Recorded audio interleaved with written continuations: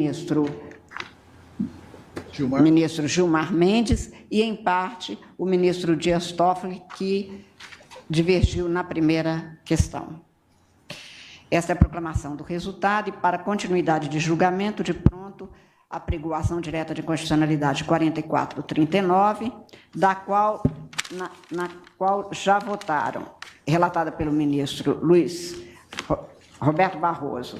Já votou Sua Excelência, no sentido de julgar procedente o pedido para conferir a interpretação conforme a Constituição, artigo 33, caput, parágrafo 1º e 2º da Lei 93/94, de 96, parágrafo 1º do artigo 11 do Acordo Brasil-Santa Sé, aprovada pelo Decreto Legislativo 698 de 2009, promulgado pelo Decreto 7.107 de 2010, para assentar que o ensino religioso em escolas públicas somente pode ter natureza não confessional, com proibição de admissão de professores na qualidade de representantes das confissões religiosas, no que foi acompanhado pela ministra Rosa Weber e pelo ministro Luiz Fux. No sentido da improcedência da ação, votaram os ministros Alexandre de Moraes e Edson Fachin. Votaria o ministro Dias Toffoli, que, no final da sessão de hoje, deu preferência ao voto do ministro Gilmar Mendes, em função de compromissos que o levarão a se ausentar na sequência. Ministro Gilmar Mendes, Vossa Excelência tem a palavra. Obrigado, presidente.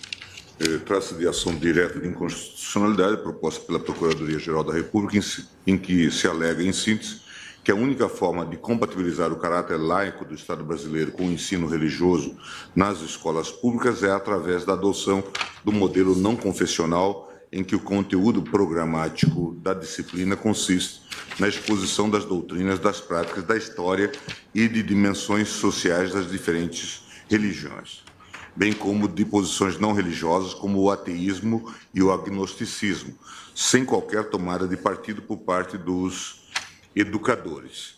Indica que os professores da disciplina devem ser professores regulares da rede pública de ensino e não pessoas vinculadas a igrejas ou a confissões religiosas.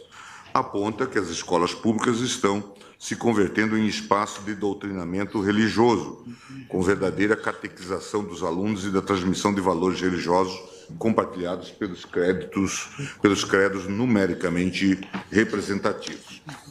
Argumenta, ademais, que, apesar da frequência opcional, o oferecimento de aulas de ensino religioso representaria coerção indireta e que os alunos poderiam sentir-se obrigados a participar para acompanhar a maioria. Em voto escrito sobre o tema, aborda inicialmente a liberdade religiosa e de consciência como direito fundamental, indicando seu histórico normativo no Brasil e como já foi tratada pela jurisprudência não apenas desta Corte, mas também de outros países. Texto depois considerações sobre o papel representado pela religião em nossa sociedade, para, enfim, tratar da constitucionalidade dos dispositivos impugnados. Enfatizo que a liberdade religiosa, por sua natureza de direito fundamental, abrange a um só tempo direitos subjetivos e elementos fundamentais da ordem constitucional objetiva. Na sua dimensão como elemento fundamental da ordem constitucional objetiva, os direitos fundamentais formam a base do ordenamento jurídico de um Estado de direito democrático. Anoto ainda que a liberdade religiosa tem estreita relação com a liberdade de consciência. Apesar do caráter complementar que possui, uma não se confunde com a outra. Ressalto em meu voto a liberdade religiosa na jurisprudência nacional e estrangeira. Neste particular, começo mencionando a decisão da Corte Europeia de Direitos Humanos, cuja medida liminar foi apontada na petição inicial como exemplo de jurisprudência contrária ao buscado pela Procuradoria-Geral da República, o caso Lautz and Others versus Italy, de 18 de março de 2011. A solução prevalecente, no entanto, foi direcionada em sentido diverso da perspectiva explorada na inicial. E aqui, presidente, eu chamo a atenção para este aspecto que se manifesta em outros casos. Esse tipo de iniciativa, que é uma tentativa de tutelar, na verdade, é um tipo de ditadura de grupamentos, chamada Diktatur der guten Menschen. A ideia do domínio do chamado politicamente correto. Na Itália, essa questão levou a uma rebelião que fez com que a Itália ameaçasse de integrar a Convenção Europeia de Direitos Humanos e abandonar, portanto, a submissão à Corte Europeia de Direitos Humanos diante dessa decisão. De fato, parte do direito de liberdade religiosa consiste justamente no direito de manifestação livre do pensamento. Nesse sentido, a Câmara Superior, Grande Chamber da Corte Europeia de Direitos Humanos, reformou por 15 votos a 2 a decisão de uma das câmaras que entendera que a presença de crucifixos em escolas públicas na Itália ofenderia o direito à educação e à liberdade de pensamento, consciência e religião. Prevaleceu, portanto, ao final, a conclusão de que a mera presença de crucifixos em salas de aula nas escolas públicas não denota processo de doutrinação das crianças, nem limita o direito de educação dos pais, que permanecem com o direito de educar e ensinar seus filhos de acordo com suas convicções religiosas e filosóficas. A manutenção e a referência de tradições estão, em princípio, dentro da margem de deliberação dos países membros, desde que não desrespeitados os direitos e liberdades previstos na Constituição. Além disso, o fato de não haver consenso europeu sobre a questão da presença de símbolos religiosos nas escolas estaduais foi considerado na decisão, assim como, e principalmente, o peso local atribuído à religião.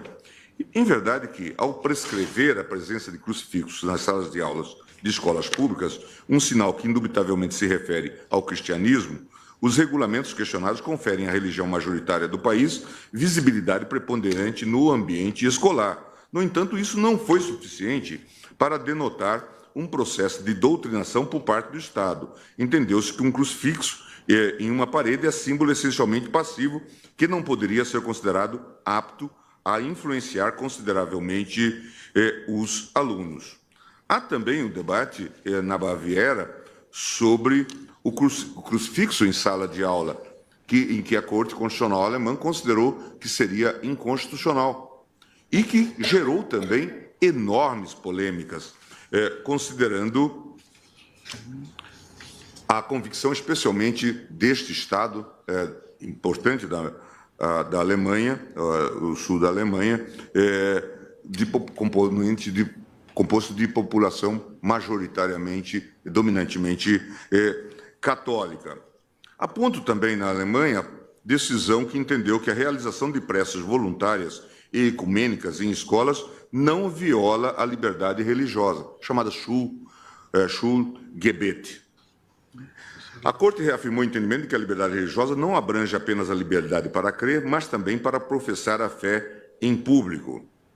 Lembro também que, como presidente do tribunal, decidi suspensão de tutela antecipada que envolvia matéria de direito religioso.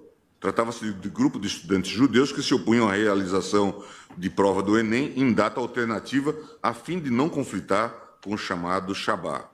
Apontei em minha decisão que a liberdade religiosa é um direito fundamental e, como tal, impõe ao Estado um dever de neutralidade em relação às religiões existentes. Todavia, no caso em comento, não vislumbrei o favorecimento de alguma religião específica. Estou dizendo que neutralidade não é o mesmo que indiferença. E ainda que o Estado seja laico, a religião foi e continua sendo importante para a própria formação de diversas sociedades, de formação cristã e, claro, da sociedade brasileira, da sua cultura.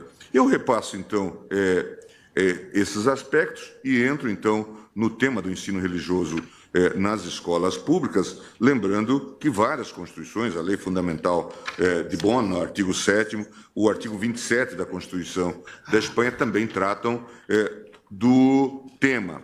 E falo da questão do Estado de Direito do Estado brasileiro e herança cultural cristã. Registro meu voto que a história do Estado brasileiro está fortemente marcada pela influência cristã, assim como praticamente toda a civilização ocidental. Entre nós, a herança religiosa cristã é fato presente e marcante na sociedade. Sim. Essa presença, que se reflete, inclusive nos feriados nacionais, pode revelar-se em fontes racionais e emocionais de consenso, de que necessita o Estado constitucional, no dizer de Peter Hebel, quando fala de Constituição e Cultura, obra publicada pela Lumen Iuris, no Rio de Janeiro. Destaco que, desde 34, as constituições brasileiras, salvo o texto de 37, invocam Deus em seus preâmbulos, e isso não fere o princípio da laicidade do Estado. Chamo a atenção para a função do preâmbulo, e digo que, em verdade, formar a identidade pela qual a Constituição, por si própria, estabelece sua legitimidade, lembrando o texto do professor Iosef Izenze e, entre nós, o texto do nosso colega ministro Alexandre de Moraes. Aqui me ocorre uma dúvida interessante. Será que precisaremos, eu pergunto, presidente, e no texto eu desenvolvo isso, em algum momento chegar ao ponto de discutir a retirada da estátua do Cristo Redentor do Morro do Corcovado? Por simbolizar a influência cristã em nosso país? Ou a extinção do feriado nacional de Nossa Senhora da Padroeira, Nossa Senhora Aparecida? A alteração do nome dos estados? São Paulo passaria a chamar Paulo? Santa Catarina passaria a chamar Catarina? Espírito Santo? Poderia se pensar no espírito do porco ou qualquer outra coisa. Portanto, essas questões têm implicações. E tem sentido. E veja como isto, ao invés de fazer com que a sociedade se integra, e nesse ponto eu gostaria, presidente e procuradora-geral Raquel Doge, lembrar que me causa realmente estranheza esta iniciativa por parte da Procuradoria-Geral da República. A Procuradoria-Geral da República tem uma função relevante. Kelsey já chamava a atenção na célebre palestra de 1928. Mas é interessante que uma procuradora substituta se preste a elaborar um tipo de impugnação numa questão que divide tanto o país e que pode provocar cisões seríssimas. Quem acompanha o movimento europeu, por exemplo, para não ir ao Oriente Médio, sabe como os países hoje estão divididos a partir dessa perspectiva, em que se tenta, no caso específico, impor visões minoritárias, a pretexto de defesa dos direitos humanos. Então, presidente, eu repasso esses aspectos para, ao fim e ao cabo, citando vários autores, concluir como concluiu o ministro Alexandre de Moraes. Feitas essas considerações, entendo que a menção ao ensino religioso católico e de outras confissões religiosas